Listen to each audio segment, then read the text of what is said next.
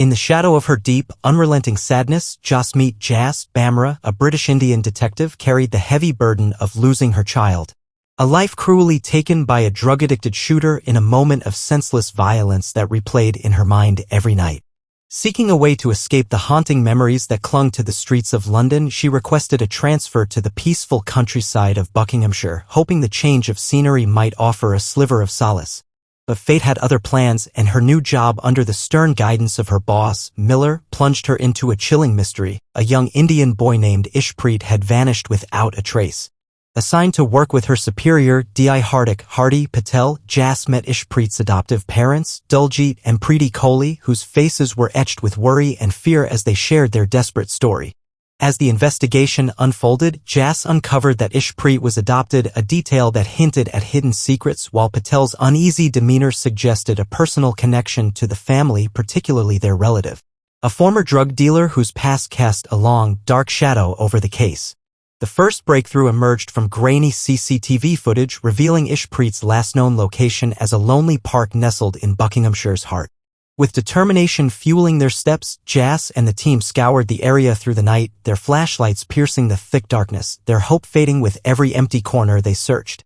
As dawn broke, casting a pale light over their exhausted faces, Patel, his voice heavy with fatigue, told the team to go home and rest, but he pressed on with his subordinate, Simon, driven by an unspoken resolve.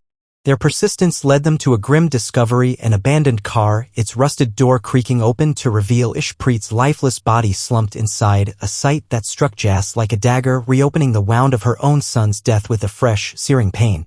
The car's ownership traced back to a Muslim man, and his nephew, Saqib, a drug addict with a troubled history tied to Patel, had borrowed it on the day of the murder. Digging deeper, the police found Saqib had been with Naved, the local imam's son, that day. Under the pressure of interrogation, Naved broke down, confessing that Saqib, in a cocaine-fueled rage during a drug deal gone wrong, had killed Ishpreet. Saqib was swiftly arrested, his hands stained with guilt, but Jas's instincts whispered that the full truth remained buried. Her doubts clashed with Patel and Miller during a heated argument, and when Patel cruelly mocked her for losing her son, a wave of anger overwhelmed her. She lashed out, her fist connecting with his jaw in a moment of raw emotion. Miller, shocked and disappointed, pulled her off the case, reassigning her to a mundane desk job where her grief and frustration festered in silence.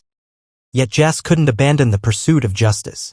Driven by an inner fire, she continued her investigation in secret, spending long nights poring over case files by dim light, her days haunted by the echoes of her past. A startling revelation emerged from her research: Patel had a sister, now lying in a coma, her life shattered by drugs supplied by Saqib, a connection that hinted at Patel's personal stake in the case. With a heavy heart, Jas visited Saqib in the cold confines of his prison cell, her voice trembling as she pleaded for the truth, her own pain reflected in his weary eyes. Saqib, breaking under her persistence, admitted to a fight with Ishpreet but swore he hadn't killed him, then dropped a bombshell: he and Naved were lovers, their secret love a fragile thread in the case's fabric. Determined to save Saqib, Jas confronted Naved, her words gentle yet urgent, promising to protect him if he spoke, as his lie could lock Saqib away for life. Naved, torn by guilt and fear, confessed to a deal with Patel. He had agreed to lie about the murder, with Patel promising Saqib's release in a few years. Armed with this explosive truth, Jas brought the evidence to Miller, her heart racing with anticipation, but before justice could unfold, Patel, overwhelmed by his own shame, turned his gun on himself, the gunshot ringing out as a tragic end to his story. With Saqib released from prison, the investigation shifted to Daljit, Ishpreet's adoptive father, whose failing transportation business and mounting debts painted him as a new suspect. A massive life insurance policy on Ishpreet's name deepened the suspicion, suggesting a motive born of desperation, while whispers of his affair with a woman named Indrani and his abusive behavior toward Preeti added layers of darkness to his character. The tension in the Kohli household reached a breaking point when Daljit's relative, Prithvi, made unwanted advances on Preeti, his intentions clear in his leering gaze. Daljit, witnessing this betrayal, erupted in a fit of rage, his hands striking Prithvi down in a violent outburst that left the man lifeless. When arrested, Daljit vehemently denied killing his son, his voice breaking with emotion, but the case took another turn.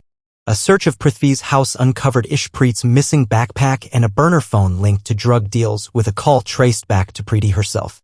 The final, shocking truth emerged. Preeti, the seemingly grieving mother, had orchestrated it all, her quiet demeanor a mask for a calculated plan to escape her abusive marriage.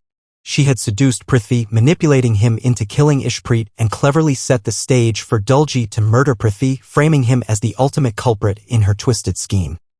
With the case finally closed, Jas stood amid the wreckage of the investigation, her heart heavy with the echoes of Ishpreet's death, a mirror to her own loss.